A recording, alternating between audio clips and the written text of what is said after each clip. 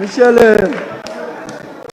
le Président de l'Assemblée nationale, Mesdames et Messieurs les honorables députés, Monsieur le ministre du Travail, du Dialogue social et des relations avec les institutions, chers collègues, je sais qu'il me sera très difficile de répondre à l'ensemble des questions qui ont été posées tout au long de cette séance, mais ne vous en faites pas.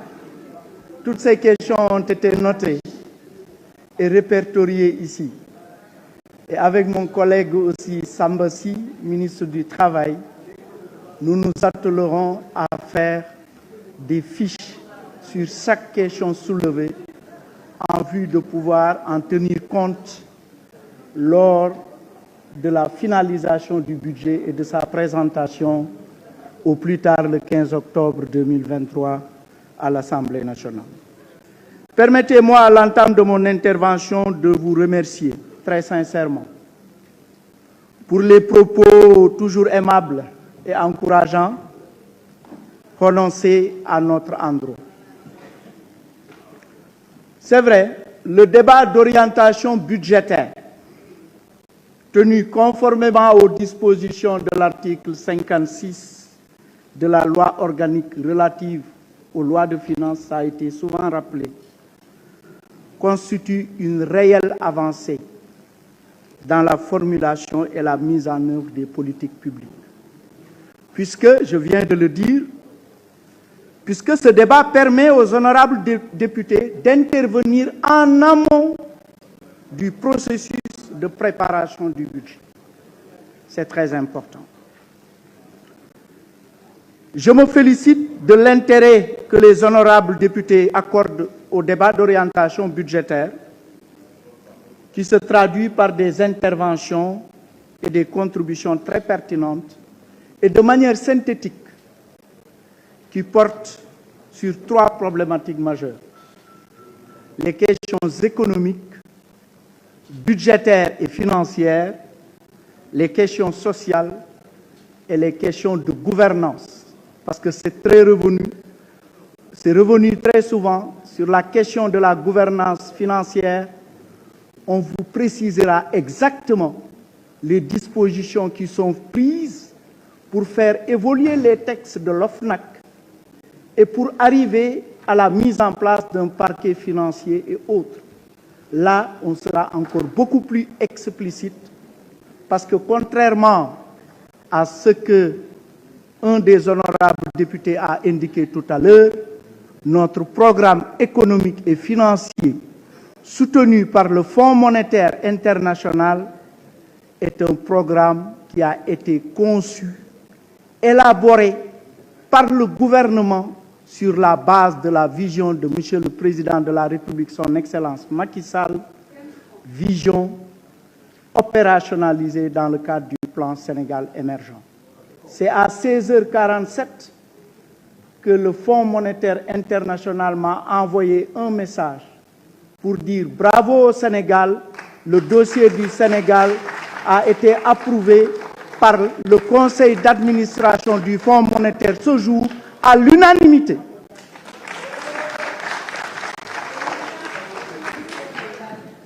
Mais je pense que vous l'avez abordé. Ces 11 dernières années, effectivement, il y a des faits marquants au nombre véritablement de 5, qu'on peut résumer en 5 points. Et je tâcherai après de parler wolof, comme un des honorables députés m'a invité, pour éviter effectivement de plonger dans des chiffres. Ces 5 points, c'est tout d'abord le rehaussement de la trajectoire de croissance économique du Sénégal, qui était de l'ordre de 3%, à peine égal au taux de croissance démographique 2,5, et qui, depuis la mise en œuvre du plan Sénégal émergent, cette croissance est passée à 6,6% jusqu'en 2019. Le deuxième point majeur, c'est le rattrapage infrastructurel. j'y reviendrai. Le troisième point majeur, vous l'avez souvent abordé, c'est la politique inclusive, sociale inclusive et la réduction des disparités territoriales. Quatrième point marquant, c'est l'autosuffisance alimentaire qui est en marche. Et cinquième point, c'est les acquis sociaux significatifs obtenus du fait simplement de l'accroissement considérable de l'accès à l'électricité et aux services sociaux de base. Le rehaussement durable de la croissance, je l'ai expliqué tout à l'heure, jusqu'en 2019, 6,6% en moyenne.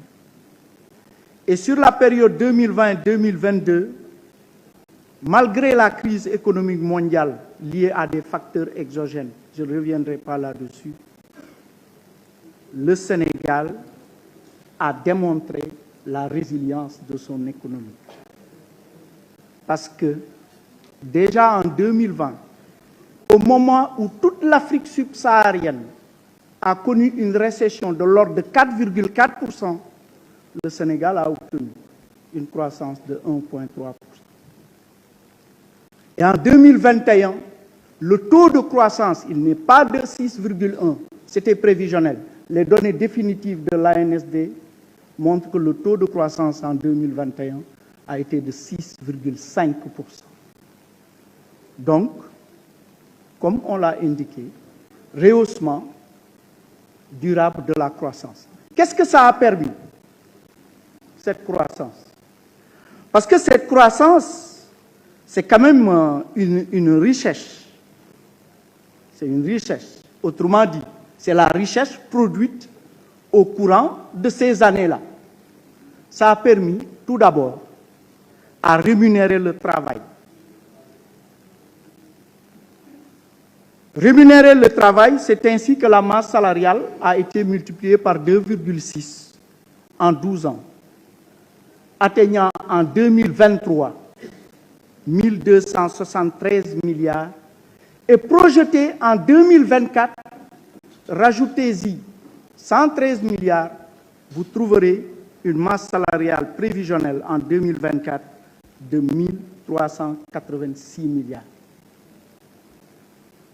Il convient de relever que les principales augmentations de salaire au Sénégal de 1960 à 2012 sont comprises entre 3 000 francs CFA et 15 500 francs CFA.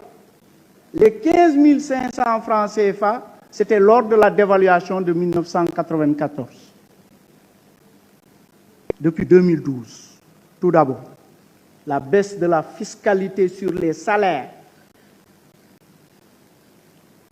Il y a eu une véritable revalorisation des salaires au Sénégal, puisque toutes les augmentations sont comprises, non pas entre 3 000 et 15 500, mais entre 90 000 francs CFA et 300 000 francs CFA. Et je peux enchaîner sur une réponse à une question. Le paiement des agents recenseurs et contrôleurs qui a débuté depuis le vendredi dernier sera totalement achevé demain. Le directeur général de la comptabilité publique et du Trésor est ici présent pour un montant global de 5 milliards de francs CFA. Mais comprenez aussi que cette croissance, elle est saine, parce que c'est une croissance qui n'est pas accompagnée de déficit budgétaire important et d'inflation, hormis les années où, effectivement, en 2020 et de 2020 à 2022, il y a eu une inflation importée. Si on dit clairement que la croissance a permis de pouvoir payer les salaires. Deuxième élément important de la croissance, c'est que cette croissance a permis de financer des investissements publics et de mettre en œuvre une politique d'inclusion sociale chère au président de la République, son Excellence Macky Sall. Comment? 80% de nos ressources ont été investies dans les 6 secteurs clés de l'économie nationale. Premier secteur du rattrapage infrastructurel, c'est les infrastructures routières, ce qu'on appelle les infrastructures et services de transport.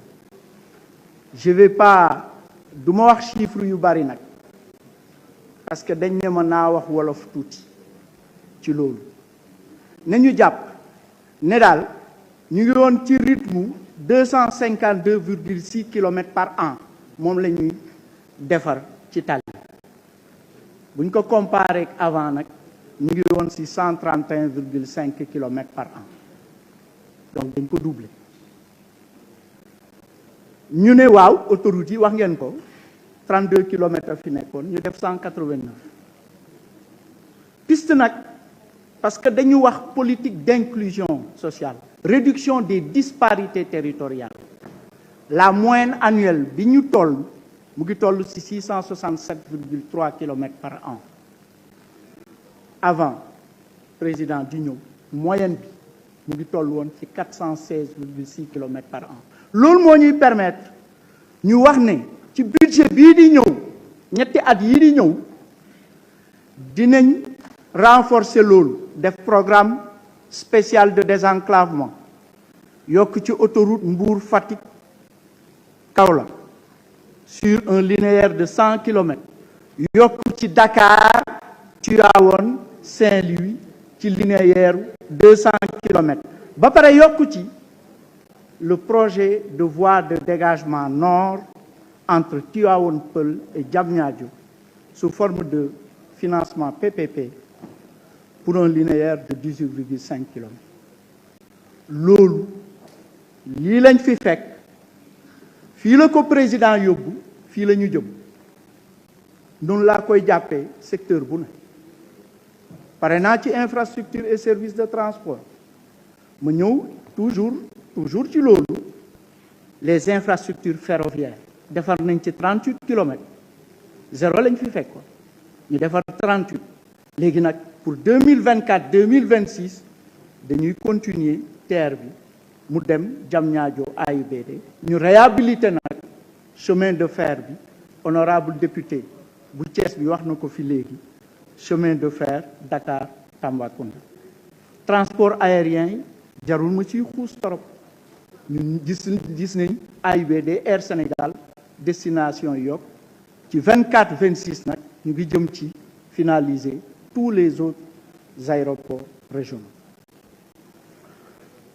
loolu nag dugg nañ ci industrialisation bi wax ngeen ko point bu am solo la ñu ngi ko bàyyi xel bu baax a baax agropole sud ak centre yi nga xam ne dafay démarrer ñu ngi préparer agropole nord ak ouest infrastructure sportive yi moom ku xool stade du Sénégal maître Abdoulaye Wade rek xam ne secteur boobu def nañ fa lu mucc ayib ba nga xam ne véritablement fi ñu jëm nag mooy benn programme bu am importance pour Sénégal yépp nga xam ne département yépp dinañ mun a réhabiliter stade léegi nag dina baax ñu ñëw nag ci ñetteel bi autosuffisance alimentaire bi wax nañ jéego yi ñu def ci production agricole ak jéego yi ñu def yépp ci production arachidière ak yooyu mais fi ñu jëm am na solo torop parce que wax nañ ko fi pourtant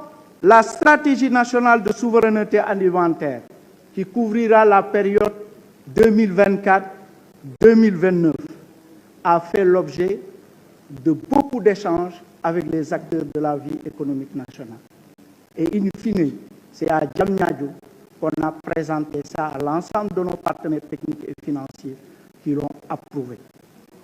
Programme boobu nag am na solo dafay développer potentiel u agriculture mooy 100 milliards yi nga xam ne dugal nañ ko ci en termes de subvention. Quatrième élément bi nag bu am solo mooy les acquis sociaux significatifs xam nga dama wax croissance am nañu ñu ne infrastructure yi def nañ ci rattrapage. Nous avons autosuffisance alimentaire, nous avons acquis sociaux. Et là, véritablement, c'est important. Dans le secteur de l'énergie, je ne reviendrai pas là-dessus. Je pense qu'avec effectivement 1616 MW en 2022, aujourd'hui, on exporte à peu près